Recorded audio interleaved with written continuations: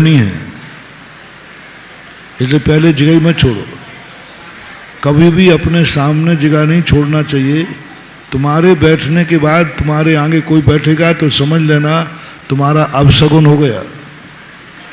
बैठने के बाद, तुम्हारे बैठने के पहले कोई बैठा है तो कोई बात नहीं, लेकिन तुम बैठे हो फिर कोई तुम्हारे आगे बैठ जाए तो समझ लेना अपशगुन हो गया। इसलिए अपने आगे जगह ही मत छोड़ो कि तुम्हारा आज दिन बिगड़ जाए।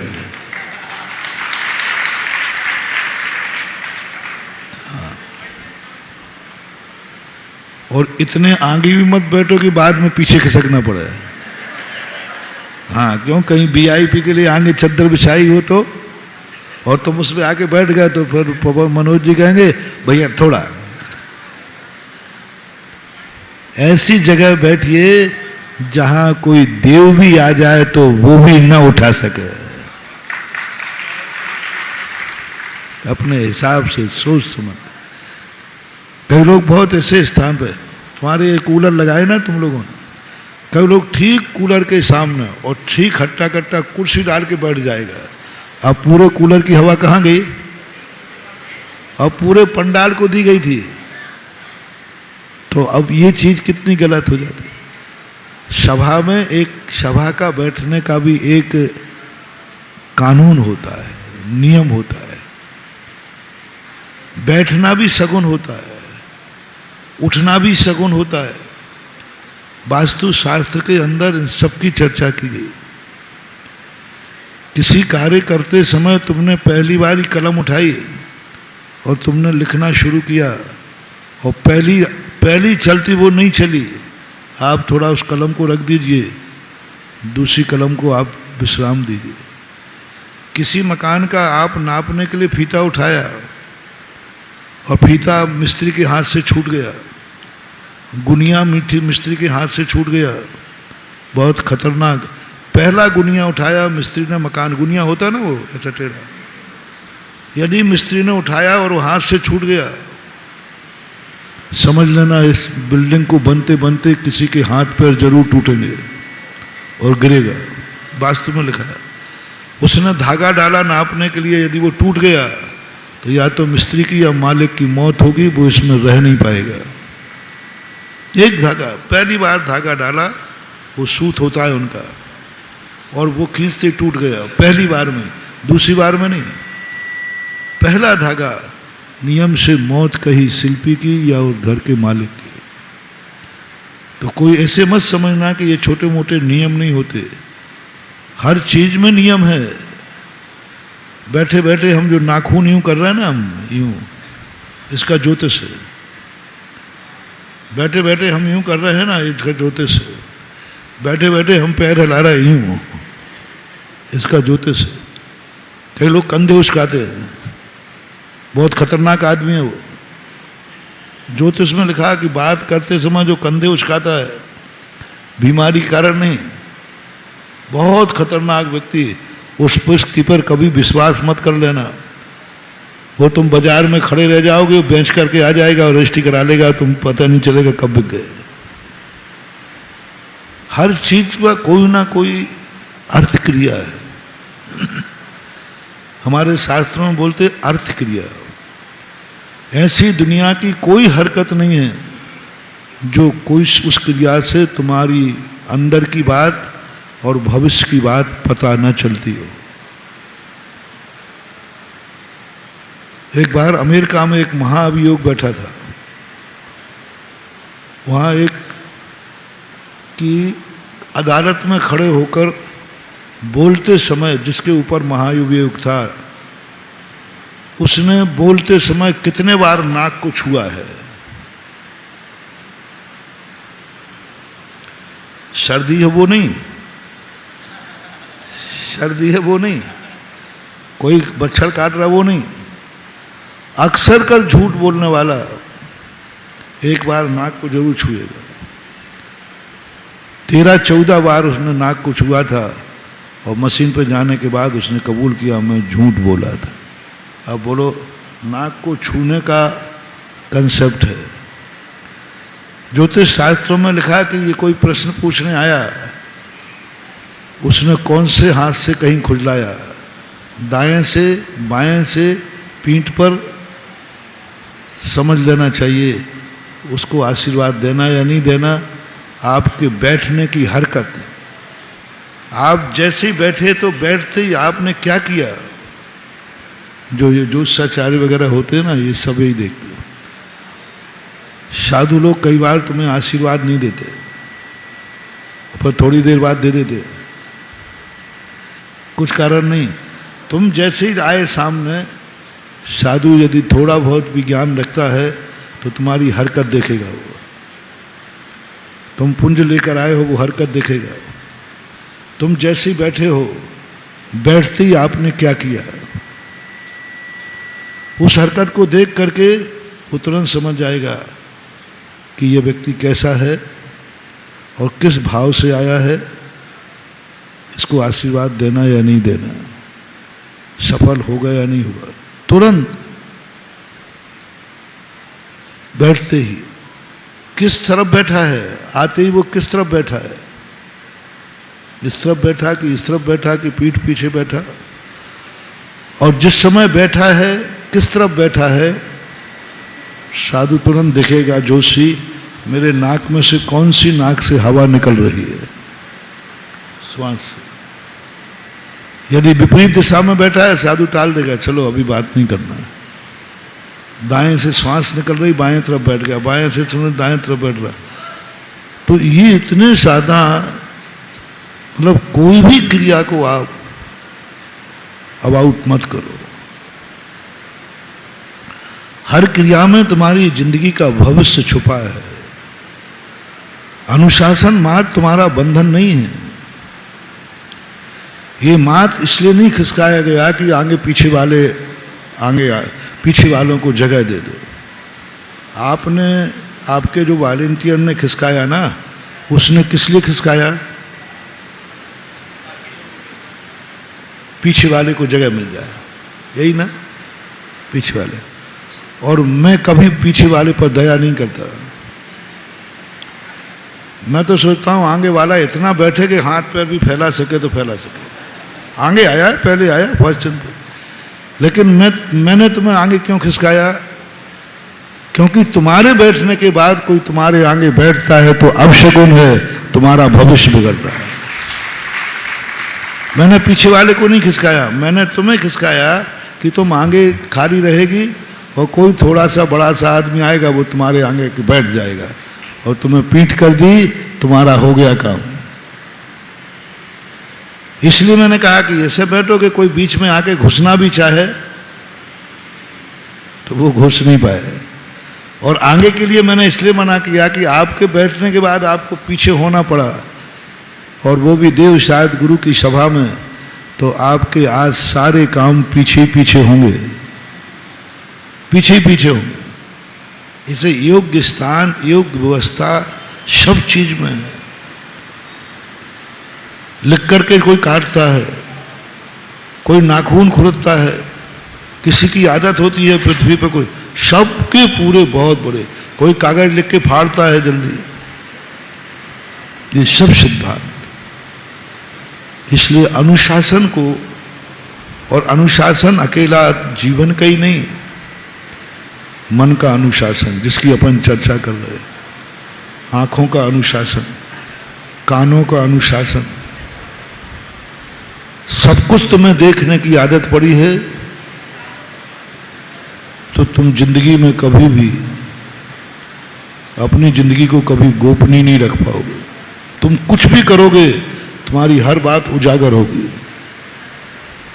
क्योंकि तुम्हारी लो में इसी को लेकर हमारा प्रवचन का कोई ठिकाना तो है नहीं कब मुड़ जाए।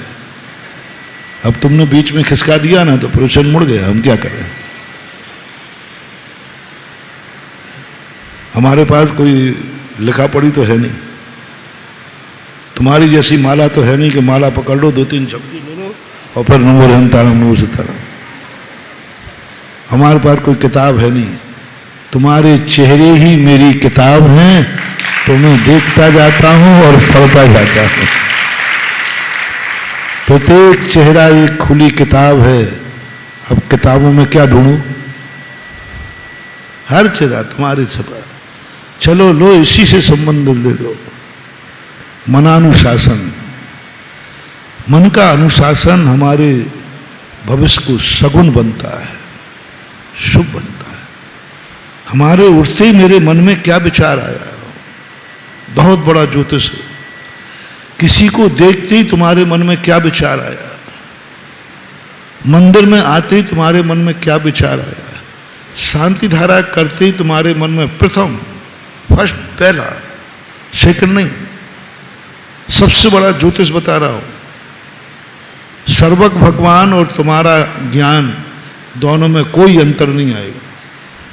सर्वज्ञ भगवान का ज्ञान तुम्हारे पास है, हमारे पास है आज भी, पर मात्र उनका ज्ञान त्रिकाली है, शाश्वत है, अविनाशी है। हमारा ज्ञान एक क्षण को आता है, एक वही सर्वज्ञ ज्ञान।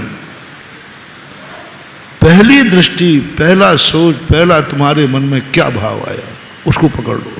बहुत छोटा सा समय है, 1 सेकंड का भी 1000वां हिस्सा है वो, 1 सेकंड का भी 1000। पहली दृष्टि, जैसे ही तुमने आंख उठाई, देखते ही क्या भाव आया इस व्यक्ति के संबंध। मंदिर को जैसे ही तुमने एक कदम बढ़ाया, क्या भाव आया। अस्पताल जा रहे हो मरीज को लेकर के, जैसे ही आपने मरीज को उठाया अस्पताल ले जाने के लिए, क्या मन में भाव आ रहा है, क्या भाव आ रहा है। लौटेगा कि नहीं, लौटेगा कि नहीं, पहले क्षण को पकड़ना। कितना भी सीरियस पॉइंट हो, पहले क्षण में यदि तुम्हारे अंदर की आवाज आई, लौट के आएगा, स्वस्थ होके आएगा। महानुभाव, सर्वज्ञ भगवान से पूछ लेना, वो भी यही कहेगा कि लौट के आएगा। इतना ज्ञान है, पावर है। प्रथम दृष्टि शुद्ध दृष्टि, द्वितीय दृष्टि विकल्प दृष्टि, तृतीय दृष्टि ग्रद्ध दृष्टि। 3 दृष्टियां हैं। प्रथम दृष्टि शुद्ध दृष्टि, उसमें कोई विकार नहीं होता, कुछ विकल्प नहीं होता। द्वितीय दृष्टि विकल्प दृष्टि। क्या बोला तुमने, कौन है ये, विकल्प। तीसरी दृष्टि गृध्र दृष्टि, लोलुपता, बुरा भाव है। एक वस्तु को कोई तीसरी बार देखे, समझ लेना कि इसकी नजर इस पर अब पड़ गई है, गृध्र हो गया है। तीसरी बार तो पहली दृष्टि पकड़ने का अभ्यास करो। पहला अनुशासन, कानों का पहला शब्द सुनते ही तुम्हें कैसा लगा। सबसे पहले सुबह शब्द, पहला शब्द क्या बोला, प्रथम शब्द, पहला अक्षर आपको कौन सा निकला, उसको कोड करना। आप जितने अक्षर होते हैं 52, इन 52 अक्षरों का प्रत्येक अक्षर का अलग अलग नेचर है, प्रत्येक अक्षर का कलर है, प्रत्येक अक्षर का स्वाद है, प्रत्येक अक्षर की गंध है। आ का स्वाद अलग है, आ की गंध अलग है, बड़े आ की गंध अलग है, ई की गंध अलग है, ई की गंध अलग है। प्रत्येक 49 अक्षर है, 49। प्रत्येक अक्षर का स्वाद, मुंह में बोलते ही स्वाद आएगा। आ बोलेंगे तो स्वाद मुंह में अलग आएगा, आ बोलेंगे तो स्वाद अलग आएगा, ई बोलेंगे तो स्वाद अलग आएगा, बड़ी ई बोलेंगे तो स्वाद अलग आएगा, ऊ बोलेंगे तो स्वाद अलग आएगा। पूरे 49 अक्षरों का 49 स्वाद आएंगे। कोई तीखा है, कोई सेंधा है, कोई मीठा है, कोई कड़वा है, कोई तिक्त है, कोई खारा है, सब अक्षरों के अलग है। ये साधना, जब बीजाक्षरों की साधना साधु करता है, एक एक अक्षर के स्वाद को पकड़ता है, बोल करके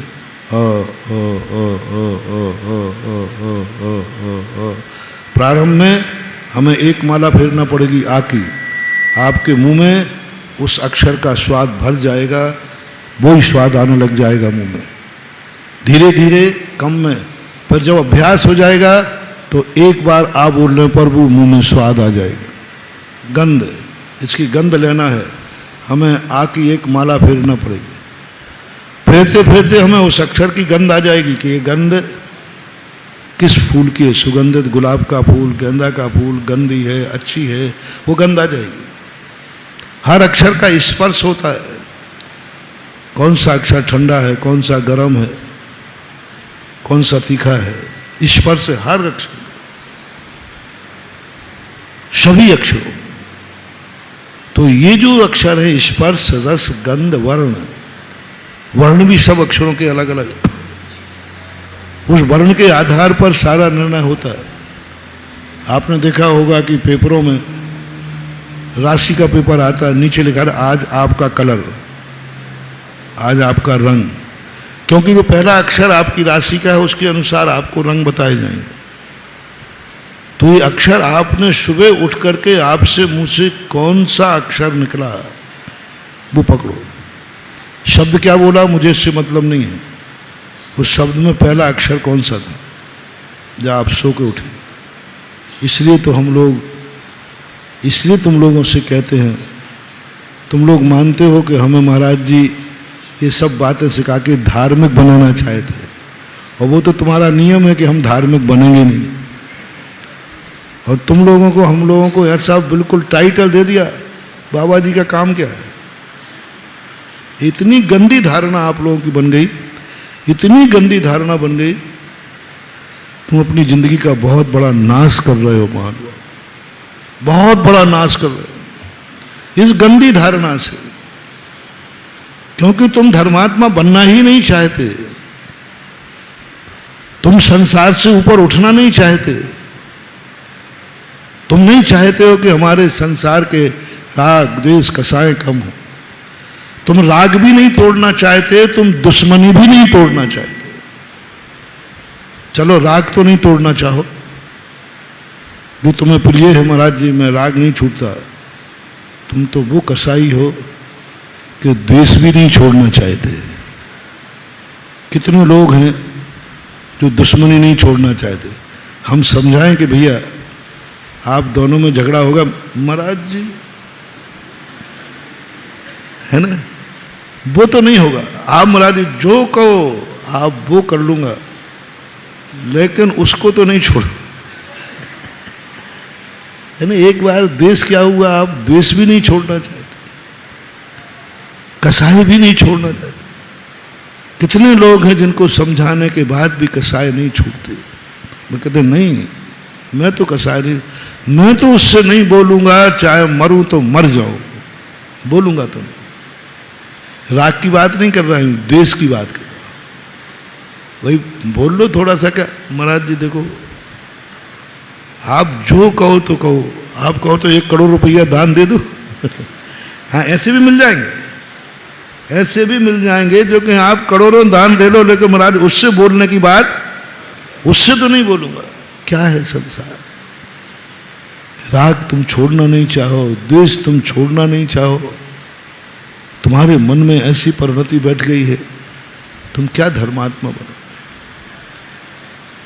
तो फिर महाराज हमें क्या धर्मात्मा बनना, मुझे तो संसार प्रिय है, पंचेंद्रिय के विषय चाहिए, धन दौलत कमाना, रोटी कपड़ा और मकान, बस जिंदगी में यही करना है। इसलिए तो बड़े आदमी 99% लोग धर्म को धर्म मान के नहीं आते, मजबूरी में आते, लोभ में आते, और जिनके पास मजबूरी नहीं है, लोभ नहीं, वे आते ही नहीं। जिन्हें आप बड़े आदमी कहते हैं, मुझे काय के लिए जाना, हमें कोई महाराज बनना है क्या, काय को जाए मंदिर, कोई मुझे भगवान बनना है क्या। हमें तो अच्छी कमाई करके बहुत बड़ा महानुभाव, ये धारणा तुम्हारे लिए बहुत विनाश कर रही है। आप कृपया करके रावण संहिता पढ़िए, राम संहिता तो तुम्हें समझ में आएगी नहीं, पसंद भी नहीं। रावण की एक बहुत बड़ी संहिता थी। रावण पापी होकर नीतिज्ञ क्यों था, रावण पापी होकर के भी मंदिर क्यों जाता था, रावण पापी होकर के भी साधु के पास क्यों जाता था, रावण पापी होकर के भी प्रातःकाल शुभ कार्य क्यों करता था, रावण पापी होकर के भी अष्टांगा में युद्ध क्यों नहीं लड़ा। रावण की आचार संहिता जब मैंने पढ़ी, मैंने कही तू तो पापी है, तेरी क्या संहिता, तू तो पापी है, तेरे पापियों के लिए क्या संहिता। बोले नहीं, पाप के लिए भी संहिता रावण जानता था। पूज्य रविशंकर महाराज श्री पद्म पुराण में गजब की बात लिखी, गजब की बात लिखी। अष्टान का पर्व चालू होते ही रावण कहता है युद्ध बंद कर दो, कोई शस्त्र नहीं उठाएगा, टेक टू ऑर्डर। मंत्री कहते राजा साहब चरम सीमा पर है युद्ध, दुश्मन तैयारी करे बैठा है और उसने बंद करने की घोषणा नहीं की, आपने की है। और दुश्मन घुस करके सब नाद बोले मिट जाओ, मर जाओ, अष्टान का पर्व चालू हो गया है, कोई शस्त्र नहीं उठाएगा, कोई शस्त्र नहीं उठाएगा, जो शस्त्र उठाएगा राजद्रोही माना जाएगा। तो दुश्मन लंका में घुसकर बोले तहस कहन कर जाए, मर जाए तो मर जाना, लेकिन शस्त्र मत उठाना, कोई लड़ेगा नहीं। ये घोषणा कायदा से श्री राम की तरफ से होना चाहिए थी। धर्मात्मा कौन थे, उनको घोषणा करना चाहिए था। रामचंद्र जी की सभा में भी आया कि अष्टान का पर्व शुरू हो रहा है, तो प्रस्ताव पास किया विपत्ति काले मर्यादा नास्ति, 8 दिन तक युद्ध नहीं होगा, 8 दिन तक सीता का क्या होगा। हो सकती है 6 महीने से अन्न जल ग्रहण नहीं कर रही है, मरण को प्राप्त हो सकती है। 8 दिन कोई समय नहीं, कितने दिन है, 8 दिन में कुछ भी हो सकता है। नीति निकाली गई विपत्ति काले मर्यादा नास्ति, जब विपत्ति आ जाए तो मर्यादाओं का ध्यान मत रखो। अष्टान का पर्व है 14 से, कोई ध्यान मत रखो। इस समय मात्र युद्ध जीतना है और धर्म की रक्षा करना है। जब धर्म और धर्मात्मा की रक्षा करने की बात आए तो स्थान नहीं देखा जाता, स्थान नहीं देखा जाता। वहां यह नहीं देखा जाएगा कि यह मंदिर है कि क्या है, क्या है। इस समय एक ही बात है, धर्म की रक्षा करना है। कोई मुहूर्त नहीं, कोई शुभ नहीं, कुछ नहीं। मंदिर में भी सिर फोड़ा जा सकता है,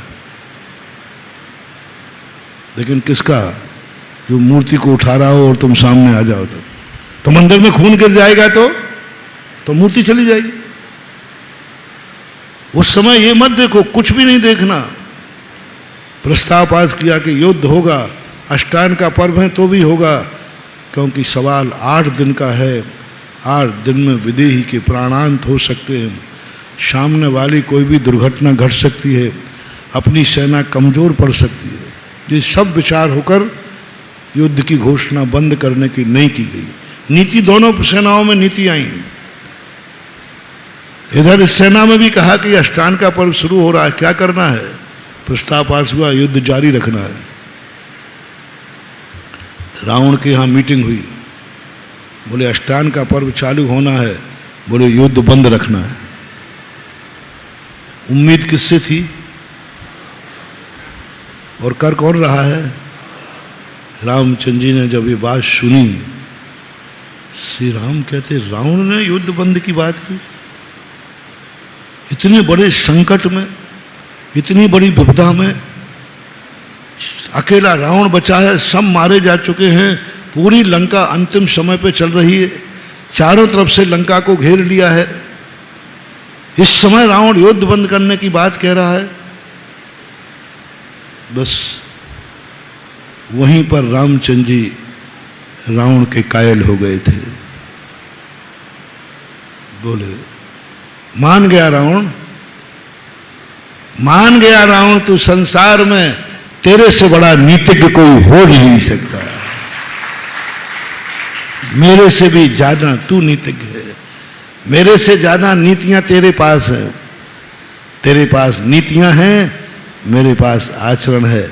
आज तूने युद्ध बंद करने की घोषणा की, तूने जीत लिया संसार के सारे साधुओं को, तूने जीत लिया संसार की उन नीतियों को, तूने अपना स्थान उच्चासन बना दिया कि रावण मर सकता है लेकिन अष्टान का पर्व में युद्ध नहीं लड़ सकता, मर सकता है।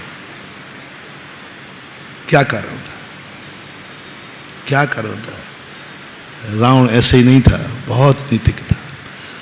वो जानता था कि अष्टान का पर्व एक ऐसा पर्व आया है जो शक्तियां मुझे सिद्ध करना है,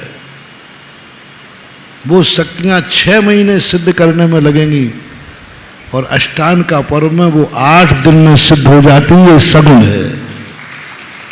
देखना, नीति देखना, नीति को कूटनीति में बदल दिया, नीति को कूटनीति में बदल दिया। सारी दुनिया जान रही कि पर्व में रावण ने युद्ध बंद कर दिया। कूटनीति ये है कि 6 महीने में वो विद्या सिद्ध होगी। और उसने सोचा ऐसे समय पर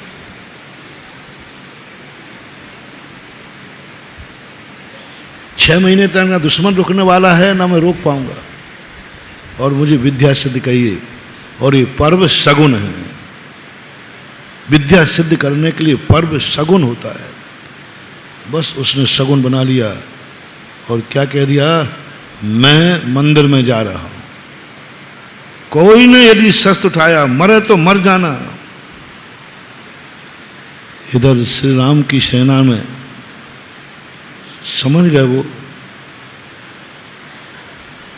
इधर भी बड़े बड़े नीतिज्ञ थे। उन्होंने कहा रावण ने युद्ध बंद नहीं किया है, वो नीतिज्ञ है, उसने अष्टान का पर्व का लाभ उठाने का मौका ढूंढा है।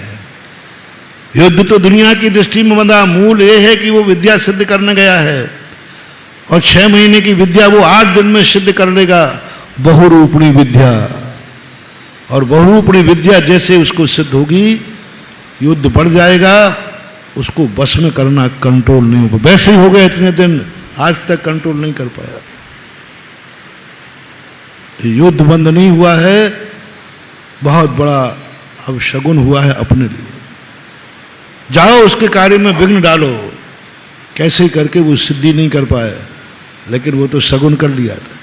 इधर युद्ध चलता रहता और रावण विद्या सिद्ध करता तो विद्या सिद्ध नहीं होती, क्योंकि कोई भी विद्या सिद्ध करने के लिए उपधान चाहिए, कोई भी कार्य सिद्धि के लिए उपधान चाहिए, कोई भी कार्य हो। चलो आज ये प्रसंग आया है तो कुछ तुम्हारी जिंदगी के भी सूत्र देते चले। कोई भी कार्य करना हो तो उपधान, उपधान बोलता है, वो कहा जाता है जो कार्य करना चाहते हो उसके लिए कोई ना कोई संकल्प करो। मैं 8 दिन का ये कार्य कर रहा हूं, 8 दिन तक मैं मौन रहूंगा, उपधान। मेरे घर में ये कार्य चल रहा है, 8 दिन तक मैं घर से बाहर नहीं जाऊंगा, मैं आगरा से बाहर नहीं जाऊंगा, उपधान। जो भी तुम कार्य कर रहे हो, जो भी तुम्हारा कार्य कर रहे हो, आप दुकान का व्यापार कर रहे हो, नागल कर रहे हो, शुरुआत कर रहे हो, आप फैक्ट्री खोल रहे हो, आप गाड़ी लाए हो, आपके यहाँ विवाह शादी हुआ है, कुछ भी हुआ है, आप उपधान कीजिए। आपके यहाँ एक उपधान की परंपरा है कि दूल्हे का एक कोई दिन होता है, वो मुझे पूरा ध्यान नहीं शेयर करना, उसके बाद फिर दूल्हा अकेला कहीं नहीं जा सकता। निकासी होती क्या होती, कुछ होता है, उसके बाद फिर दूल्हा अकेला नहीं जाएगा। महिलाएं, परिवार के लोग, मंदिर भी जाएगा तो अकेला नहीं जाएगा, जैसे उसने मंदिर का रास्ता नहीं देखा हो, लेकिन वो दस्तूर हो गया, उसके बाद वो अकेला नहीं जाएगा, परिवार जाएगा। कहीं अकेला घूमने नहीं जा सकता, वो कटार मटार लग जाती, कुछ पता नहीं क्या कुछ कर लेता। वो दर्शन करने, मेरे भी दर्शन करने आएगा तो सबके साथ आएगा, अकेले में मेरे पास भी नहीं आएगा, वो हो जाता। और घर से निकासी कर दी जाए तो फिर वो घर के पीछे अंदर कदम नहीं लगेगा लौट के, जब तक वो बारात करके। तो ये क्या है, मैंने इस पर सोचा, ये सब शगुन है महानुभाव, ये उपधान कहलाता है। बच्चे को उपधान करा दिया गया, बेटा अब तुम्हारी शादी होने वाली है, उपधान करो, मैं अकेला कहीं नहीं जाऊंगा, परिवार के साथ, बाजे के साथ, मंदिर भी आएगा तो बाजे के साथ आएगा, बाजे के साथ मंदिर आएगा। वो 2-3 अब इतने साल से बिना उसके मंदिर आ रहा था, लेकिन उस समय और कुछ ना कुछ महिलाएं गाती हुई आएंगी। ये उपधान कहलाता है। इसको अपन रूढ़ी कहते हैं, रूढ़ी नहीं है, ये उपधान है। आपने कोई भी कार्य करो, उपधान सबसे पहले। कोई चीज का त्याग कर लो। इतने दिन तक ये कार्य चल रहा है, मैं प्रतिदिन 1 माला फेरूंगी, संकल्प फेरूंगा। मैं जब तक ये कार्य चल रहा है, भोजन में से मैं 1 वस्तु हटाता हूं। मैं इतने दिन तक चावल नहीं खाऊंगा, राइस नहीं खाऊंगा, मैं फलानी सब्जी नहीं खाऊंगा, मैं 1 फल का त्याग करता हूं। हम लोगों तक के लिए कहा गया। स्वाध्याय जैसी कार्य में, स्वाध्याय तो मांगलिक कार्य है ना। हम ग्रंथ का विस्तार करते समय ज्ञान के 8 अंगों में एक आया, अर्थाचार, व्यंजनाचार, उभयाचार, कालाचार और एक आया उपधानाचार। यानी ग्रंथ शुरू करने के पहले हमें ग्रंथ की साक्षी में संकल्प करना पड़ता है, जब तक ये ग्रंथ मैं पूरा नहीं कर लूंगा तब तक मैं इस वस्तु का त्याग करता हूं। याद करना है तो याद, जब तक मुझे ये याद नहीं हो जाएगा पूरा, हम फलानी वस्तु का त्याग कर सकते हो। अब उपधान है, अब तुमने जो त्याग किया जीवन भर मत करो याद, कम से उस वस्तु का त्याग तो बना रहेगा। उस वस्तु का त्याग बना, मान लो तुमने 10 साल में किया तो 10 साल तक त्याग करो। जब तक ग्रंथ पूरा नहीं होगा तब तक मेरा उपधान है, यानी मेरा यह संकल्प है। हम मुनियों के लिए कहा, उपधान हम लोग करते हैं। जब ग्रंथ प्रारंभ करते हैं तो मन में भाव कर लेते हैं, जब तक ये स्वाध्याय कर रहा हूं मैं इस वस्तु का त्याग करता हूं। सामायिक बढ़ा देता हूं, जब तक ये ग्रंथ चलेगा मैं 1.5 घंटे 2 घंटे की सामायिक करूंगा। 48 मिनट की सामायिक है, पर मैंने उपधान में क्या कर लिया, मैं 2 घंटे की सामायिक करूंगा जब तक ये स्वाध्याय चलेगा, जब तक मेरा ये कार्य होगा।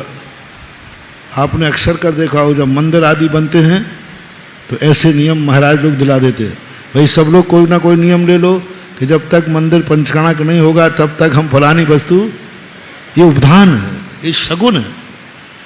तो रावण ने युद्ध का शगुन कर दिया कि नहीं युद्ध नहीं होगा, उपधान कर लिया उसने, उपधान कर लिया।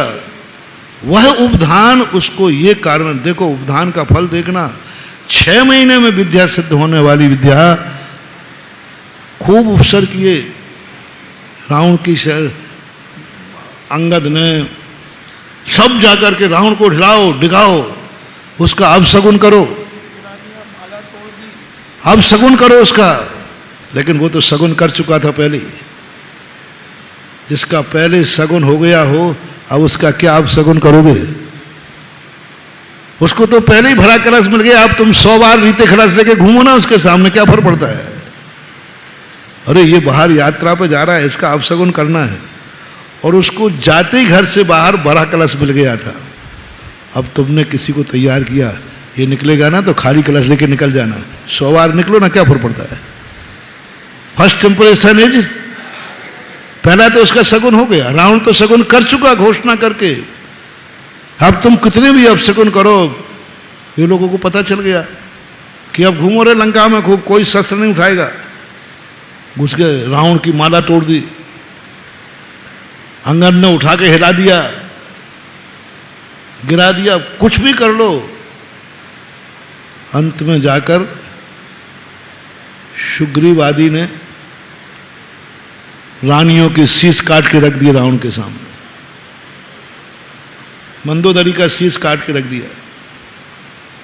देख ले तू माला फेर रहा है, तेरी उस स्त्री का देख दुश्मनों ने क्या हाल कर दिए विद्या से। विद्या साक्षात नहीं, साक्षात रामचंद्र जी इतने ऐसा थोड़ी थे कि स्त्रियों के ऊपर शस्त्र चला दे। रावण सब जानता था, रामचंद्र जी कुछ भी कर लें लेकिन वो स्त्री का शीश नहीं काट सकते। कुछ भी कर लें, रामचंद्र जी की सेना निहत्थे पर शस्त्र नहीं चलाएगी, वो भी जानता था। पर इन्होंने शीश काट के रख दिए, सब कर लिया, रावण को नहीं हिला पाए, और रावण 8वें दिन की अपेक्षा चौथे दिन ही विद्या सिद्ध करके दहाड़ता हुआ आ गया। फिर भी उसने आसन नहीं छोड़ी, चौथे दिन सिद्ध हो चुकी थी, पर बैठा था वो 8 दिन के लिए, 8 दिन बराबर बैठा रहा। ये आचार संहिता, ये सगुन संहिता, पर्व की सगुन संहिता देखो। 6 महीने का पर्व 8 दिन में सिद्ध हो रहा है, 6 महीने का कार्य 8 दिन में हो रहा है। कोई गलती नहीं, कोई अंतर नहीं है, दिन वही है, मात्र ये पर्व का दिन है, अष्टान का पर्व का दिन है। तो ये उपधान जो होते हैं, आप कोई भी कार्य करें उपधान जरूर करें। उपधान सबसे ज्यादा सगुन होता है। संकल्प, आप यात्रा करते हैं,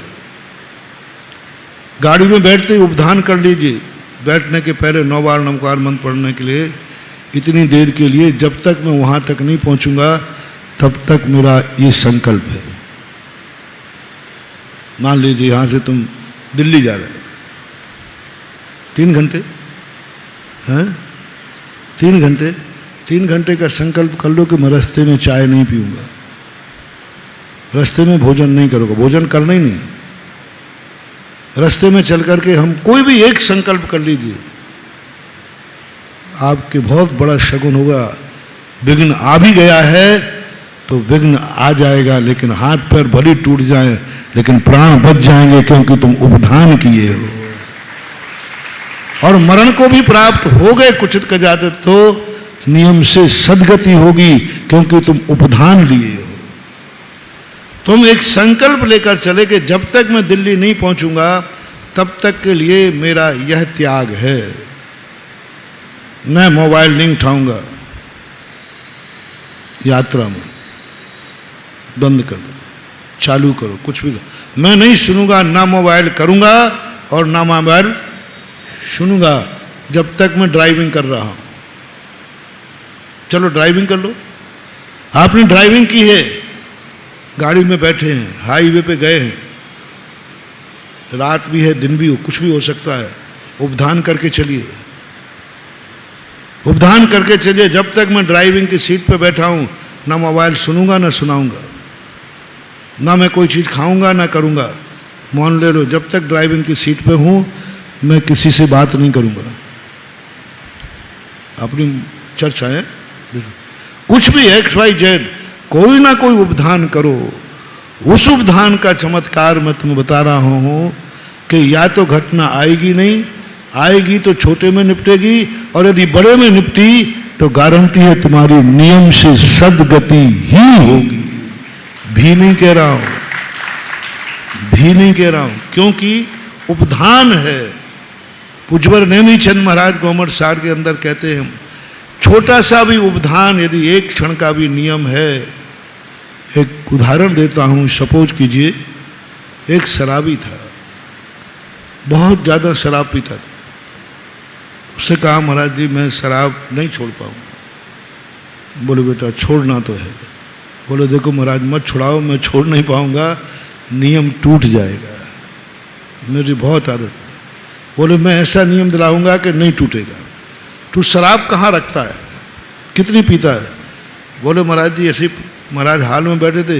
बोले महाराज ये समझ लो उधर वो दीवार है ना, वहाँ भी अलमारी बनी, वहाँ भी एक बोतल रखी है, और यहाँ भी दीवार है, यहाँ भी बोतल रखी है, यहाँ भी दीवार है, यहाँ भी बोतल, चारों तरफ अलमारी में बोतल रखी है, और मैं इतनी देर के बाद शराब पी सकता हूँ। तो साधु कहते हैं मामला बन गया, बस एक नियम ले ले, उधर तेरी मर्जी, उधर तेरी मर्जी, उधर तेरी मर्जी, इधर तेरी मर्जी। हाल के बीच के समय का त्याग कर दे कि मैं हाल के बीच में शराब नहीं पीऊंगा।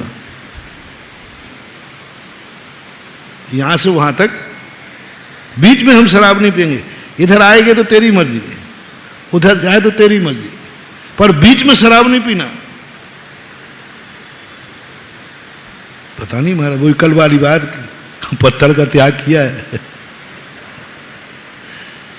उन्होंने सोचा बाबा जी ये कोई नियम है, यहां से वहां जाने में क्या देर लगना।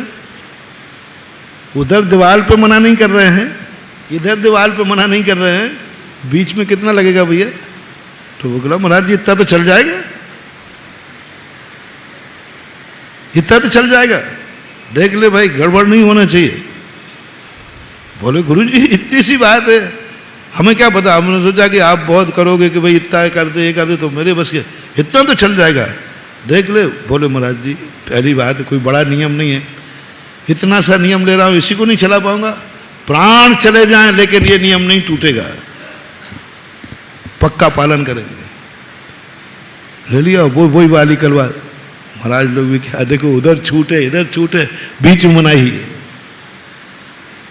अब वो उसके सारे एक बार दोस्त लोग आ गए, तो दोस्त लोग तो बैठ के पिएंगे।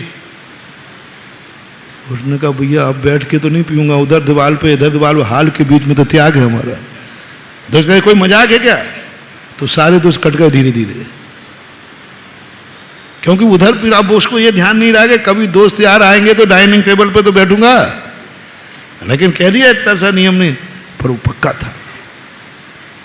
शराबी कई बार बहुत पक्के होते हैं, ये जितने चोर डकैत होते हैं ना ये बड़े कानून के पक्के, नियम के पक्के होते हैं। नियम ले ले तो फिर वो पालते। एक बार मेरे जीवन में घटना घटी, एक गांव में मैं बिहार करते हुए गया, और वहां जाते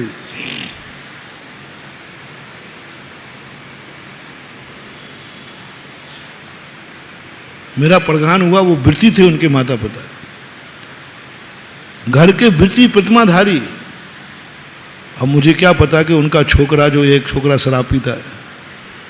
अब मैं पहली बार गया, जान मालूम नहीं था, इतना मालूम था कि ये वृत्ति है, मेरा प्रधान हो गया। इधर मेरा प्रधान हुआ वो पट्टा मोटर स्टैंड पे, आहार के उपलक्ष्य में तुम लोग कुछ बांटते हो ना, बिनती बोलते क्या बोलते, वो शराब की बोतलें बांट रहा है और कह के आज हमारे यहां महाराज का हुआ, पियो कितना पीना है। अब मैं यहां आहार कर रहा हूं, उधर शराब बट रही है, उतार उतार के गाड़ी में, अरे आज पी, मेरे यहां महाराज का आहार हुआ है। वो खुद पी रहा है, दूसरों को पिला रहा है। हजारों रुपए की शराब बांट दी, किसके उपलक्ष्य में? हमारे यहां महाराज का आहार हुआ। अब हमें कुछ पता नहीं, मैं तो आहार ले रहा हूं अपने आराम से। और जैसे आहार करके मैं बाहर निकला तो बाजे वाले होते ना, ढोलक वाले, और वो आ गया बीच में और क्या नाचा वो। शराब की गंध तो आती है, तो मन की कौन है, बाजू से करो, ये शराब दिख रहा है, तो नाचने का ढंग। तो ये महाराज जी जिसके आपके आहार हुए उन्हीं का लड़का है। मैंने कहा उन्हीं का लड़का है। और दूसरे महाराज जी हजारों रुपए की शराब बांट के आया है आपके आहार के उपलक्ष्य में। मेरा तो खाया पिया, मेरी जमीन खिसक गई, आहार के उपलक्ष्य में शराब बांटी। बिल्कुल महाराज इतनी बांटी है इसने, पूरी जितनी जो वो शराब के ठेके में के होते ना, जितनी थी सब फ्री करा दी। आज तुम किसी से फ्री नहीं करोगे, किसी से पैसा नहीं लोगे, पूरी शराब का पैसा दे दिया। अच्छे आदमी थे, बड़े आदमी, पैसा दे। अब मैं क्या करूं, भोजन तो कर ही लिया, अब वो कैसे निकालूं? अब भोजन तो निकलता नहीं। अब मन की आज तो गलती हो गई, लेकिन अंदर ज्ञान ने कहा, जिनवाणी ने कहा बेटा जो होना था वो तो हो गया, तुम्हारा आहार होना था तो हो गया, और शराब बटना थी वो भी बट गई, और बटी नहीं गई, वो तो गई। हाँ कोई रोक लगाए तो भाई दुकान को बंद करा दो, लेकिन वो तो सब गई। अब कुछ नहीं होता है, विवेक से काम करो। लोगों ने उसके पकड़ के बारू में कर दिया। उसने कहा आज नहीं कर सकते, आज महाराज का आहार मेरे यहाँ हुआ है। वो उसी भाषा में आज मेरे यहाँ महाराज का आहार हुआ है। अब वो बोलते ही नहीं बन रहा उससे। फिर मैंने लोगों से कहा कि नहीं, अब वो जो होना था वो हो गया, इसको नाचने दो। गजब, वैसा नाच मैंने देखा नहीं आज तक। ऐसा नाचा, थकने का नाम ही नहीं। 500-600 मीटर दूर मंदिर था, मंदिर में पहुंचा, अंदर आ गया, बोले महाराज जी आज मैं बहुत खुश हूं। टोन उसकी थी, टोन मेरी मत समझना। वो शराबी अच्छे से टोन कर लेगा कोई बैठा हुआ तो। बार मैं खुश हूं तो किसी ने कह दिया खुश हो तो क्या करोगे, लोग बैठे ही थे। मैंने उसको बिल्कुल नहीं रोका, मैंने कहा अब नाचने दो। वो मेरे कमरे में आ गया, सारा कमरा गंद दुर्गंध से भर गया। फिर भी मैंने कहा नहीं, इसको आने दो। आज इसने मुझे गिराया है, आज मैं इसको उठा के रहूंगा। बंधु एक ही आवाज आई, आज मुझे इसने इतना गिरा दिया कि मेरे आहार के उपलक्ष्य में शराब बांट दी, इतना मुझे गिलानी करा दी। मेरा मन गिलानी से बस चलता तो मैं उस समय पूरे अन्न की उल्टी कर देता, इतनी गिलानी हुई मुझे। आज इसने मुझे, इसके पाप कर्म का उदय है, मेरे पाप कर्म का उदय है या इसके पुण्य का उदय है, समझना। मेरे मन में जो मेरे पाप कर्म का उदय है या इसके पुण्य कर्म का उदय है, आज ये परीक्षा होगी। पहले ये फैसला करूंगा, बाद में मैं प्रायश्चित करूंगा। यदि मेरे पाप कर्म का उदय हुआ तो मैं प्रायश्चित करूंगा, और इसके पुण्य कर्म का उदय हुआ तो प्रायश्चित नहीं पुरस्कार मिलेगा मुझे। मैंने भी कुछ नहीं कहा। वो जो किसी ने छेड़ दिया, बोले महाराज की खुशी में है तो क्या करेगा तू। महाराज जी आज मैं बहुत खुश हूँ, बहुत खुश हूँ, बहुत खुश हूँ, आपका हार मेरे यहाँ हुआ। अरे मैंने कहा भाई भला आदमी थोड़ा धीरे बोल, बाहर वाले लोग बैठे उनको तो पता नहीं चले। नहीं लेकिन वो तो बोले जा रहे। तो किसी ने कह दिया क्या करेगा, बोले महाराज जी जो कहेंगे वो करूंगा। निकल गए उसकी धुन में। तो एक ने कह दिया महाराज जी कहेंगे मुनि महाराज बन जाओ, बन जाएगा। बोले हाँ बन जाओ। वो तो कपड़े उतारने लगा। वो तो तुरंत बिल्कुल बैठा था। बोले हाँ अभी महाराज जी से कहलवाओ, मैं अभी हाल कपड़े उतार रहा हूं। उसने शर्ट के बटन खोल दिए। मैंने गली मत रही, पैंट के नहीं खोले। नहीं तो शराबी का क्या भरोसा, पैंट खोल देता। अरे मैंने कहा नहीं रुको रुको, अभी मैंने नहीं कहा है। मैंने नहीं कहा, हाँ महाराज ने नहीं कहा है। उसने बटन लगा लिए। महाराज कहें तो बन जाऊंगा। अब मैं समझ रहा हूं कि अभी तो बोतल चढ़ी है पट्टा को। मैंने कहा देखो एक काम करो, तुम यहां से जाकर के सीधे भोजन करना, कहीं मत जाना। भोजन करने के बाद तुम सो जाना। सोने के बाद तुम 4 बजे उठ करके ठीक मेरे पास आना, क्योंकि जब तक वो उतर जाएगी। मैंने कहा सोना कहीं मत जाना। मैंने कहा जी। वो तो चला गया। और घर जाके भोजन दो, मुझे सोना महाराज जी ने कहा है। भोजन किया और सो गया। और ठीक 4 बजे हमारा स्वाध्याय चलता था, वो पट्टा आके बैठ गया। अब उतर चुकी थी, लेकिन उसको बोले महाराज आपने 4 बजे बुलाया था, मैं आ गया बिल्कुल टाइम टू टाइम। मैंने कहा बेटा क्या करना है बोल। बोले महाराज जी कह दिया ना, आप जो कहोगे वो करूंगा। मैंने कहा कर लेगा।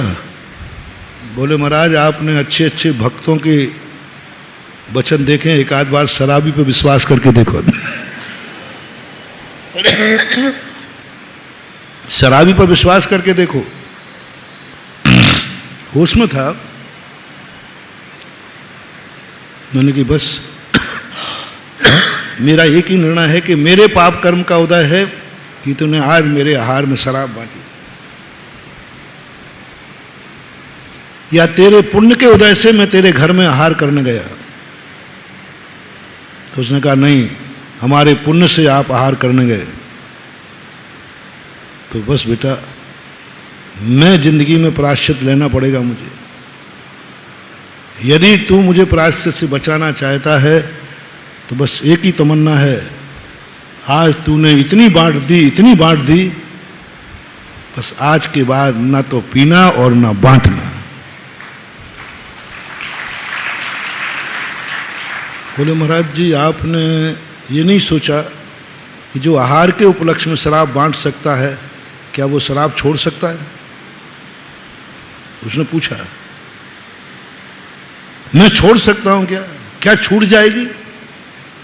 मैंने कि मुझे पता नहीं, तूने कहा था कि जो कहा है वो करो, एक बार शराबी पर विश्वास करके देखो,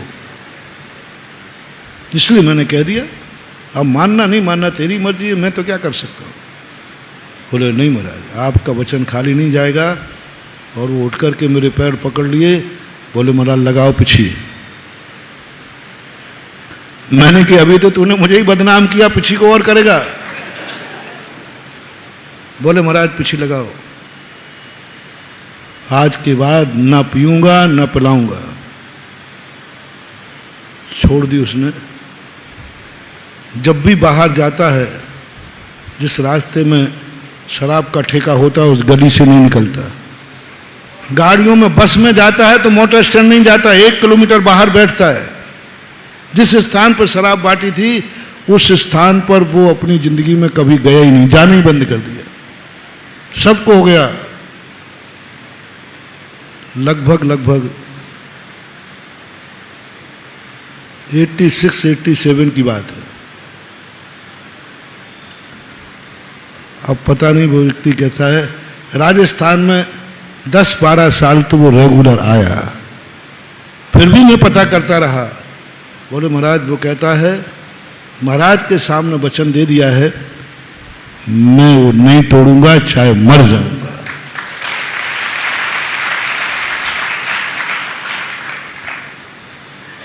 बोलो, मैं अपने पाप कर्म का उदय मेरा था कि जो शराब बटी, कि उसके पुण्य कर्म का उदय था जो मैं हार को गया। कोई नहीं छुड़ा सकता था, कोई दुनिया की ताकत। परिवार कहते महाराज जी कभी संभव ही नहीं था। उस व्यक्ति के पुण्य ने कहा होगा। उस व्यक्ति ने कहा कि नहीं, तू जब तक शराब नहीं बांटेगा तेरा कल्याण नहीं होगा। यदि वो शराब नहीं बांटता तो हम भी ज्यादा ध्यान नहीं देते, हो गया गया गया। लेकिन उसका बांटना, देखो उसके पाप कर्म ने इतना पापी बना दिया, इतना पापी बना। पाप जब अंतिम कर्म में उदय आता है तो पापी चरम इतना पापी बन गया कि आहार के उपलक्ष्य में शराब बांट रहा है। अति के बाद इति होती है, अति के बाद इति होती है। वो उस दिन का आखिरी दिन था।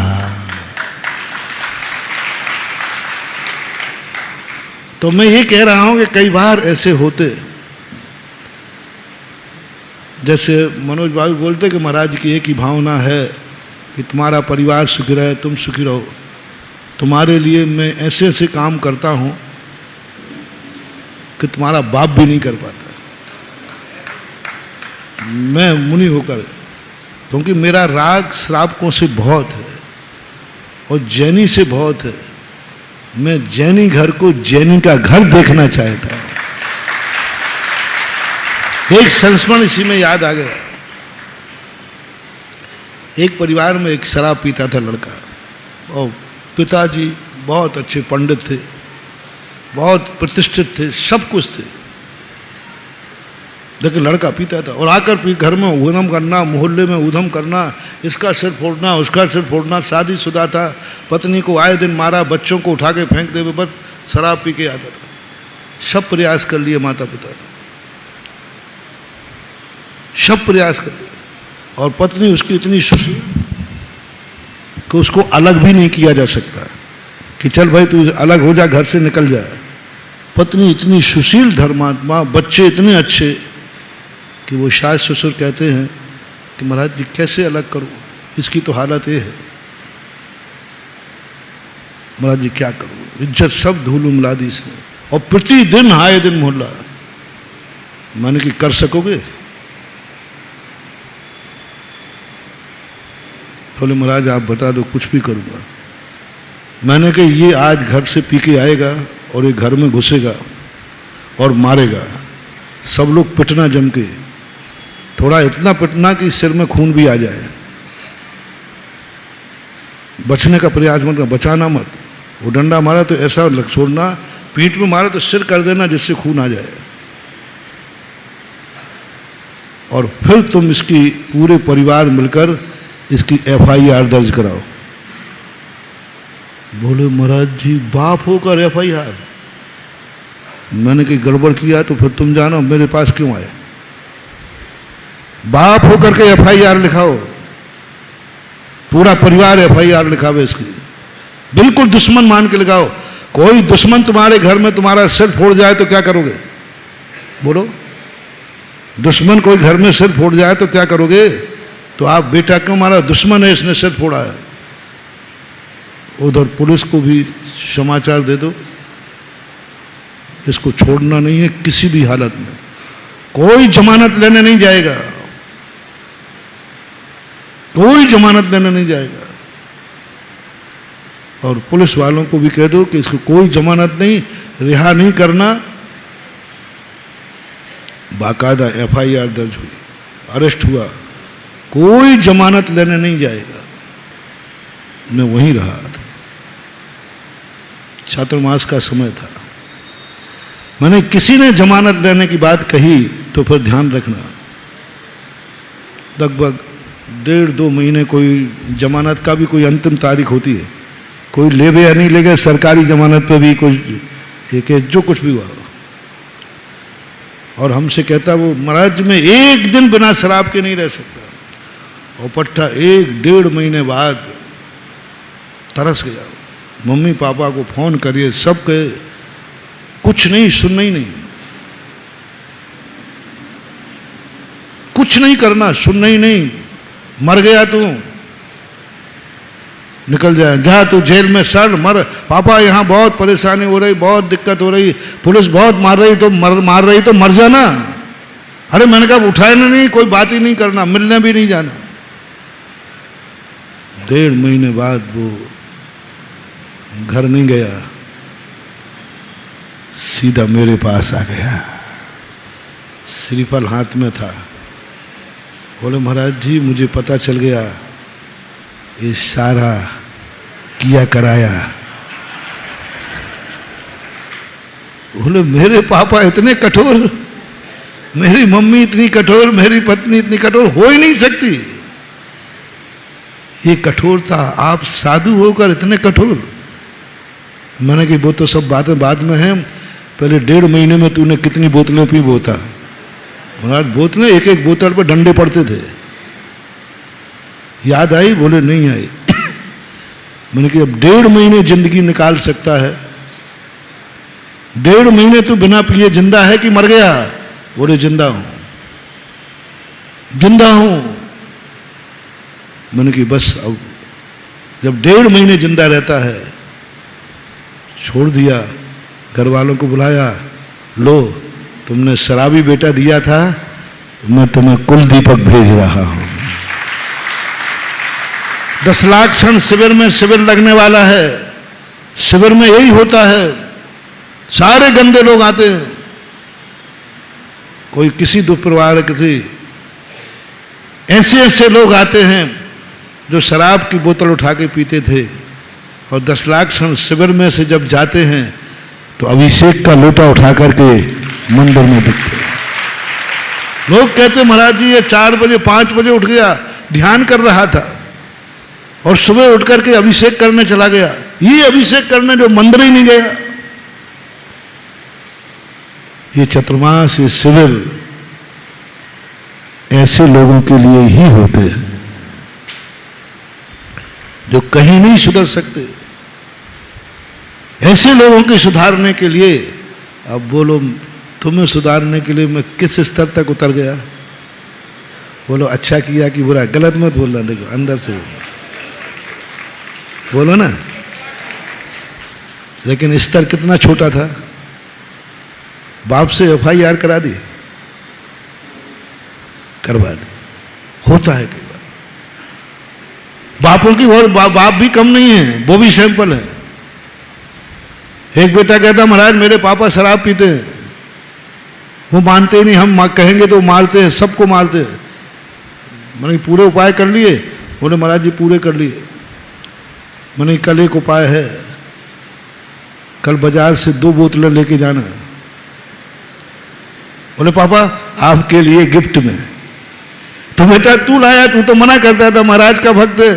बोले महाराज जी ने कहा कि हमेशा अपने पापाओं की बात मानना चाहिए, ओरिजिनल बेटा वही है जो पाप की नकल करे। महाराज ने कहा है प्रवचन में, और जो बाप की नकल नहीं करे वो नकली बेटा है। तो महाराज पापा मैं नकली हूं कि असली? आपका ही हूं ना। बोले हाँ। तो महाराज जी ने कहा जो बाप करे वो बेटा करे वही असली है, तो आप भी पियो मैं भी पीऊंगा। अब आपको कभी बोतल लेने नहीं जाना पड़ेगी, हम लाएंगे एक आपको और एक हमारे लिए, और ढक्कन खोल करके यूं कर लेना। बाप घबरा, अरे बेटा क्या कर रहा है तू, अभी इतना छोटी उम्र में शराब पिएगा? बोले पापा ओरिजिनल बेटा हूं ना, ओरिजिनल बेटा हूं ना, अब तो आज से ये प्रतिदिन चलेगी। बाप कितने भी शराबी हो अपने बेटे को शराब पीते हुए नहीं देख सकता। और घबरा गया वो, पापा नियम लिया है, ओरिजिनल बेटा हूं मैं तो मैं करूंगा, या तो बोलो मैं तुम्हारा ओरिजिनल बेटा नहीं हूं। तो बोले वो तो पक्का है, पक्का है तो बोतल भी पक्की है। आज से नियम हो गया, जो आप करोगे वही मैं करूंगा, मैं नियम लेके आया हूं।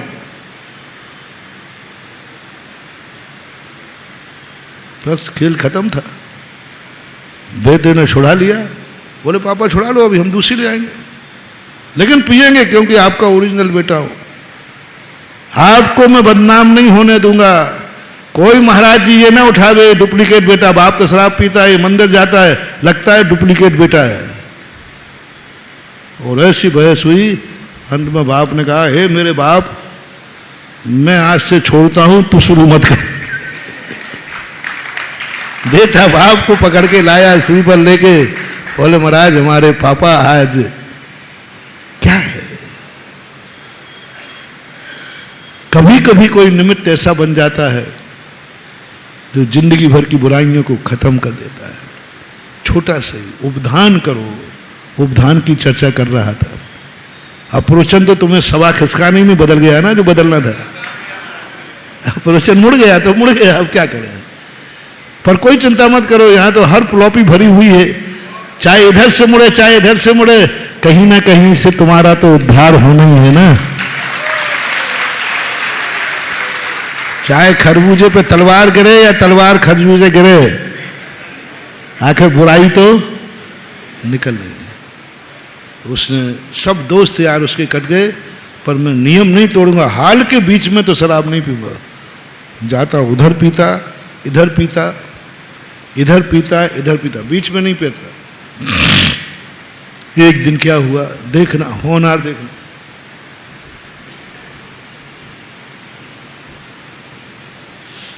होनहार देखना, एकदम कोई प्रलय आया और बिजली गिरी। पट्टी का मकान था, वो जिस समय बीच में चल रहा था उसी समय पट्टी टूटी, सिर पे गिरी और वो मर करके स्वर्ग में चला गया, अच्छी गति को प्राप्त हुआ। बोलो शराबी का मरण हुआ है कि शराब के त्यागी का? उस समय क्या था? त्यागी था। बिजौलिया के अंदर जिंदगी में कभी उसने शराब नहीं छोड़ी। वो मेरे दर्शन करने बाहर खड़ा रहता था, उसकी पत्नी परिवार सब आते थे, वो नहीं आता था। एक दिन पता नहीं उसको क्या हुआ और वो अंदर आ गया। बोले महाराज जी आज सब परेशान थे, आज मेरा मन कर रहा है कि मैं शराब छोड़ना चाहता हूं। बस महाराज मेरा मन कर रहा है। मैंने क्यों? आज तो मैंने कुछ कहा भी नहीं, परिवार ने कुछ कहा भी नहीं। देखना कैसे लकी ड्रा, देखना कितना व्यवस्था। अंजन चोर जैसा व्यक्ति एक अंतर मुहूर्त के अंदर पापी, रात भर का पापी, क्या लकी ड्रा खुला। मर गए साधु, पूर्व कोटि वर्ष तक तपस्या कर करके, हजारों भव तक तपस्या कर करके, हजारों भव, ऋषभ देव को 1000 साल लगे वो वस्तु पाने में, और एक पापी को, एक अंजन चोर को, रात भर का पापी था, रात में पाप करके आया था, डांका डालने के आया था, डाकू था, लकी ड्रा देखना कैसा खुला। 2-3 घंटे की जिंदगी में पता नहीं क्या कर गया। 2-3 घंटे की जिंदगी में रात में उसने नमोकार मंत्र सिद्ध किया। बोले नमोकार मंत्र किस गुरु ने दिया था? वो कैलाश पर्वत पर विराजमान है। कोई कहते हैं नासिक के बाद अंजनगिरी एक नाम का क्षेत्र है, वहाँ महाराज बैठे थे। बस महाराज के सामने दीक्षा की बात कही। पूरा प्रसंग बाद में कभी बताऊंगा। दीक्षा हुई, ध्यान में बैठा, स्टेज पर ही ध्यान में बैठा और अरहंत बन गया और सिद्ध बन गया 3 घंटे के अंदर। रात के ब्रह्म मुहूर्त में विद्या सिद्ध हुई। सुबह महाराज के पास पहुंचा, सूर्य किरण रहते ही दीक्षा हुई और एक अंतर मुहूर्त 47 मिनट के अंदर सब कुछ होकर अंजन निरंजन बन गया, सिद्ध परमिटी। लकी ड्रा देखना, लकी ड्रा देखना। उसने आगे कहा महाराज जी आज बस मेरा मन कर रहा है। मैंने कि भाई तू नहीं छोड़ पाएगा, टूट जाएगा। बोले महाराज जी दे दो नियम, अब ये मान लो अब नहीं टूटेगा। मैंने कहा भाई देखो तोड़ मत देना, इससे अच्छा है कि अभी थोड़ी देर रुक कर। बोले महाराज आज नहीं तो फिर कभी नहीं, आज नहीं दिया है तो फिर कभी नहीं ले पाऊंगा मैं, आज दे दो आप। मैंने कहा चलो कोई बात नहीं। मैंने कहा देखो कोई नशा नहीं करोगे? बोले कोई नशा नहीं, गुटखा भी नहीं, भांग भी नहीं, जो भी आपके। बोले महाराज कुछ नहीं, सब त्याग करता हूं। और त्याग कर दिया उसने। मैंने कहा देखना भाई, और त्याग यही है। और गाड़ी चलाकर गया, मुश्किल से 10 से 15 किलोमीटर गाड़ी चल रही है। बिजौलिया से कोटा के बीच में 65 किलोमीटर है। रास्ते में जाके एक्सीडेंट हुआ, गाड़ी के सभी लोग बिल्कुल सकुशल बच गए और वो मर गया। क्या था? घंटे भर पहले, घंटे भर भी कहते 15-20 मिनट पहले तो छोड़ा उसको।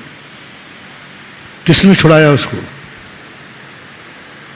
नहीं, उसके पुण्य में अंत मता सो गता, जिंदगी भर गया। अंत में उसकी बुद्धि, उसका पुण्य देखो। लकी ड्रा आज ही भाव हुआ, मैं मना कर रहा हूं। प्रतिदिन मैं मनाता था, आज वो मैं मना कर रहा हूं। वो कहता नहीं आज नहीं तो कभी नहीं, आज तो आपको देना ही पड़ेगा नियम। क्या बोलो, शराबी का मरण हुआ कि त्यागी का? कहां गया होगा? क्योंकि उसकी उम्र छोटी बची थी, उम्र एक्सीडेंट से होना निश्चित थी, लेकिन त्याग करके होना निश्चित थी। ये कहलाता है कि छोटे से उपधान को, छोटा सा भी त्याग का मन बन रहा है।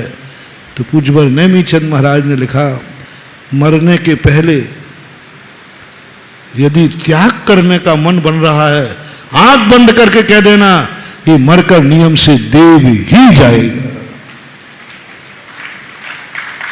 कुछ भी हो, जैसे कोई मरने लग जाए उसको त्याग की बात कहना है। और वो खुद कह देवे, कोई भी त्याग करने का, कोई भी नियम लेने का मन बनना चाहिए। कोई भी त्याग करने का मेरा मन बन रहा है कि मैं ये त्याग दूं, मैं ये नियम ले लूं। नियम से समझना कि वो सदगति है, छोटा सा नियम क्यों ना हो। कौए के मांस का भी त्याग कर रहा है भील मरते समय। एक मछली का त्याग कर दिया धीवर ने, स्वर चला गया।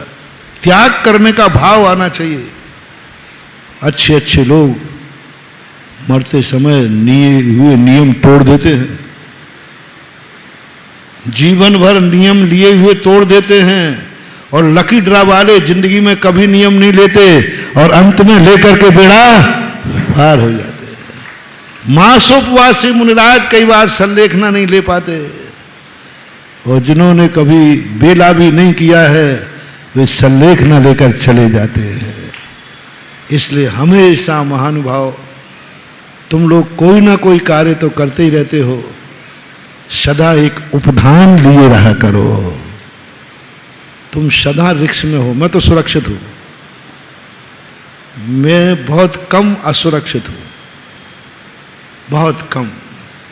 रास्ता भी मेरा सुरक्षित रहता है, क्योंकि मेरे साथ बहुत सारी भीड़ चलती है। गाड़ी चढ़ेगी तो पहले भीड़ पे चढ़ेगी, बाद में। सुरक्षित हो। मैं मरने के ज्यादा काम नहीं करता। मेरे मरने की संभावना बहुत कम है अकाल में, बहुत कम है। मना नहीं कर रहा हूं। अकाल में मरने की संभावना, महावीर स्वामी ने हम लोगों की चर्या ऐसी बना दी कि हम लोग अकाल में बहुत कम, सडनली कोई बात आ जाए तो मर सकते हैं, नहीं तो हम लोग अकाल में मरेंगे ही नहीं, पूरी जिंदगी जिएंगे। क्योंकि कोई ऐसा है ही नहीं खास, कोई ऐसा खास निमित्त नहीं है जिससे मर जाए। हो जाती घटनाएं कभी कभी, लेकिन तुम्हारी अकाल मौत के कितने साधन है? बोलो बोलो ना। गाड़ी क्या है? साक्षात अकाल मौत का घर है वो। किस समय, किस मोड़ पर, कितने में, 1 सेकंड लगना है।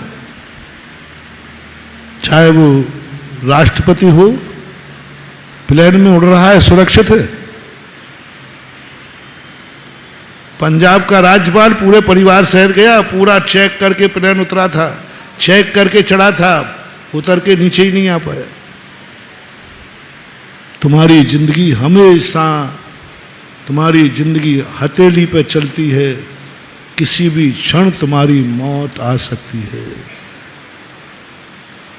पूरे ग्रस्त की किसी भी क्षण, क्योंकि 24 घंटे तुम्हारे कार्य ही ऐसे हैं।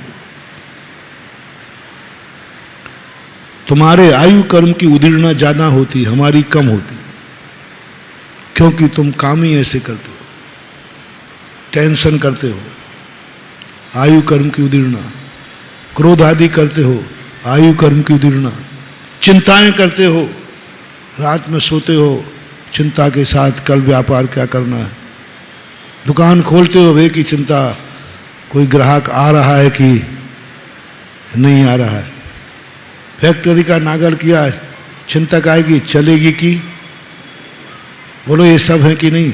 बच्चा स्कूल गया है, घंटे भर नहीं आया, कहाँ गया बच्चा, कहीं गड़बड़ तो। आयु कर्म, ग्रस्त की आयु कर्म पूरी नहीं जी पाता।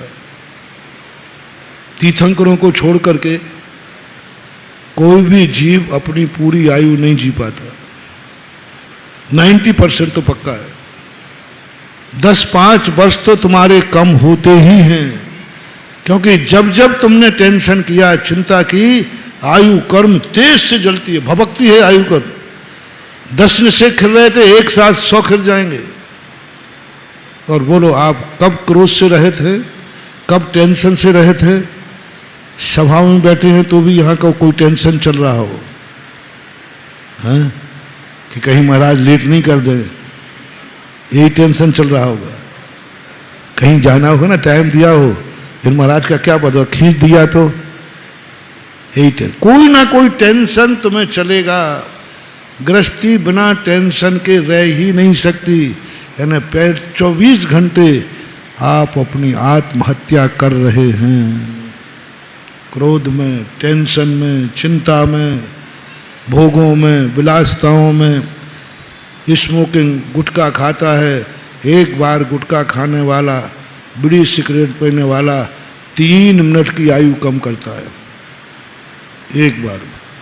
और उसके बाजू में बैठने वाला परिवार का व्यक्ति 3 सिगरेटों में 3 मिनट की आयु कम करता है। जैसे आप डिब्बे में बैठे, किसी व्यक्ति ने 3 सिगरेटें पी ली, उसमें जो निकटवर्ती बैठा है उसको 1 सिगरेट पीने का घात लगेगा, उसकी आत्महत्या हो रही है। घर में कोई शराबी है, आपको उसकी गंध से भी आपकी हत्या हो रही है। 3 मिनट कम किया। अब एक दिन में यदि वो 10 पीता है तो कितने मिनट हो गए भाई? 30 मिनट हो गए ना। तो महीने भर के, महीने 15 घंटे, साल भर के लगा लो, और 50 साल के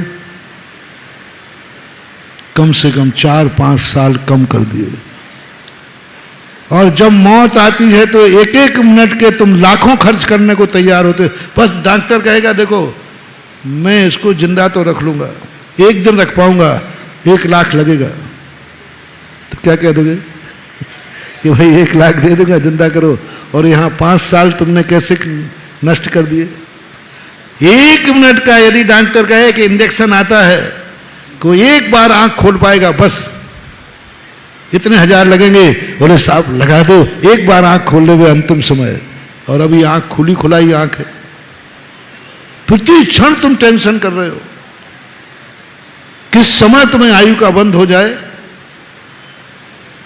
और जब आयु कर्म की हत्या हो रही हो, आयु कर्म की निषेध की उदीर्णा हो रही हो, उस समय आयु बंध होना महानुभाव बहुत खतरनाक है। निकृष्ट आयु का बंध होता है। चाहे तुम चिंता में हो, चाहे टेंशन में हो, चाहे बच्चे की चिंता कर रहे हो, चाहे व्यापार की चिंता कर रहे हो, चाहे गाड़ी में गया है तुम्हारा, तुम घर में बैठे हो, वो गाड़ी पे गया है दिल्ली, क्या पता पहुंचा कि नहीं पहुंचा, फोन नहीं आया अभी तक, 3 घंटे में पहुंचना था, ये तो 3.5 घंटे हो गए। टेंशन चालू होता है कि नहीं। पूरे परिवार के आयु कर्म की उदीर्णा चालू हो गई, आत्महत्या चालू हो गई। पूरे परिवार में आत्महत्या चालू हो गई, क्योंकि 3 घंटे तक तो सब्र रखा, अब आज 3.5 घंटे हो गए, 4 घंटे हो गए, अब आयु कर्म, सब आत्महत्या कर रहे हैं। जितने लोग चिंतन कर रहे हैं सबकी आत्महत्या चालू है। और वो जो गया है, वो यदि बीच में जाकर के उसको डर लग रहा है, या पंचर गाड़ी हो गई, अब वो डर रहा है, रात है कोई आ नहीं जाए, आत्महत्या चालू है। बोलो कौन श्रावक है जो इस प्रकार की आत्महत्या से बच सके। जैसे मैं बता रहा हूं, क्या तुम टेंशन से मुक्त हो सकते हो? अपने का नहीं, परिवार का तो आएगा, धंधे का तो आएगा, अपने खुद का आएगा। एक भी पूज्यवर सुखचंद्र महाराज कहते हैं, आकाश के तारे जमीन पर आ सकता है, लेकिन गृहस्थी कभी टेंशन से मुक्त नहीं हो सकती, क्योंकि उसे स्वयं का ही नहीं है, उसे परिवार का है, बच्चों का है, रिश्तेदारों का है, और कोई टेंशन नहीं। तो महाराज जी का तो है कि नहीं? होता है कि नहीं कि मैं कह रहा हूं? कभी मेरा भी टेंशन होता है कि नहीं? होता है। थोड़ा सा बीमार होके दिखाऊं, पूरे आगरा में भक्तांबर चालू हो जाएगा।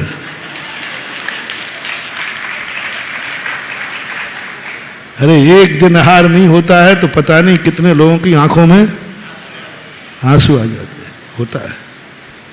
होता है, टेंशन होता है। आयु कर्म की उदीर्णा हो रही है, तुम नहीं बच पाओगे। बस एक ही बात, वो तो मैं बचा नहीं पाऊंगा, वो टेंशन से मुक्त तो मैं तुम्हें कर नहीं पाऊंगा। तुम हो भी, बोल दो, हो भी नहीं पाओगे। बस एक तुम्हें मंत्र दे रहा हूं, आज की सभा खिसकाने का मंत्र। आज लोगों को आगे खिसकाने का मंत्र, उपधान रखना। बस उपधान रखना। घर से प्रवचन सुनने आए हो तो एक उपधान लेके आ जाना। बस जब तक मैं प्रवचन में बैठा हूं यह नहीं करूंगा। बस मोबाइल नहीं सुनूंगा, सुनाऊंगा नहीं।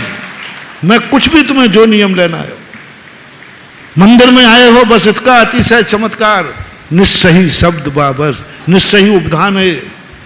जब तक मैं मंदिर में हूं, कोई मेरा नहीं, मैं किसी का नहीं, मैं और भगवान के अलावा कोई नहीं।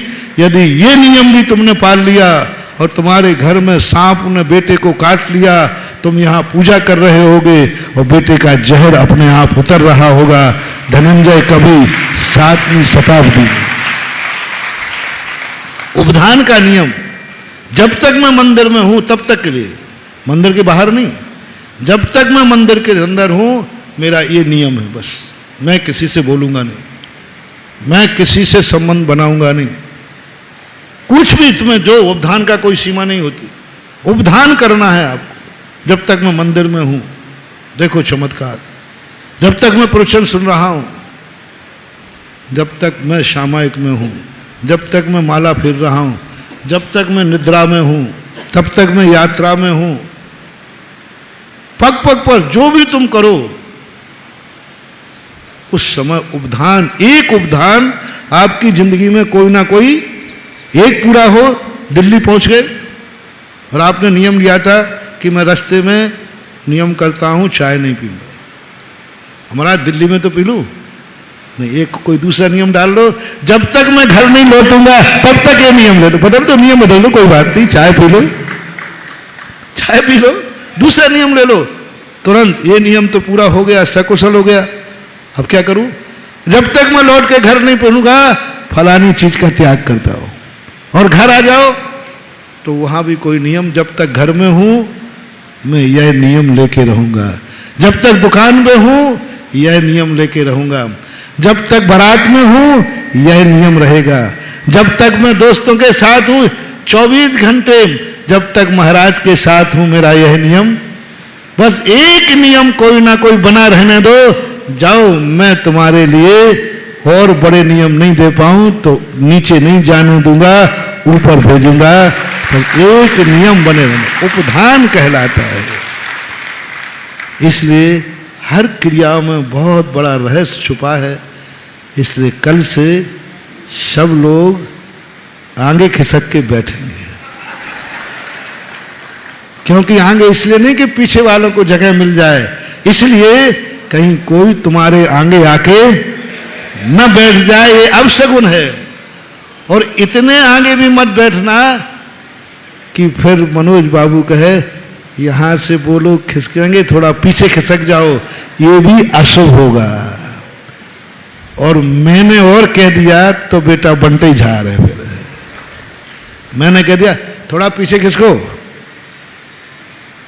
तो खत्म हो गया। खिसकना भी गलत है और कोई आगे बैठे फिर तो भी मूल प्रवचन यही बदला था ना। हाँ, कितना बढ़िया आज प्रवचन मिला, कितनी छोटी छोटी बातें मिली, कितने अपनी जिंदगी के हर चीज को एक सगुन बनाओ। हमारे हाथ में कुछ नहीं है, मरना जीना जो कुछ होना है होने दो। हमारे हाथ में एक चीज है कि हम अपनी जिंदगी में सदा सगुन बना के चलेंगे, मंगल बना के चलेंगे, और सगुन हमारे हाथ में है तो कोई बात नहीं है। कभी कभी पुण्य के उदय में शराब भी बढ़ जाती है, घबराओ मत, तुम गुरु को सगुन मान लो, उसका पुण्य देखो। पीने के बाद लोग महाराज से दूर भागते हैं कि पास आते हैं, और उसकी बात क्या हो गई, पास आ गया, नाच गया, और क्या क्या बोल गया वो कि जो करोगे कर गया, बदल गई जिंदगी। इसलिए नियम कोई छोटा नहीं होता है, छोटा नियम भी कभी कभी जिंदगी को तार देता है। महावीर भगवान की बोले परम पूज मुनि पुंगव 108 श्री सुधा सागर जी महाराज की। मित्रों, आज एक वंडरफुल वर्ड के साथ हम जा रहे हैं, एक बहुत ही खूबसूरत शब्द अपने जीवन में हम लेकर चलते हैं, और वह शब्द है उपधान। छोटे छोटे नियम जीवन को बदल सकते हैं।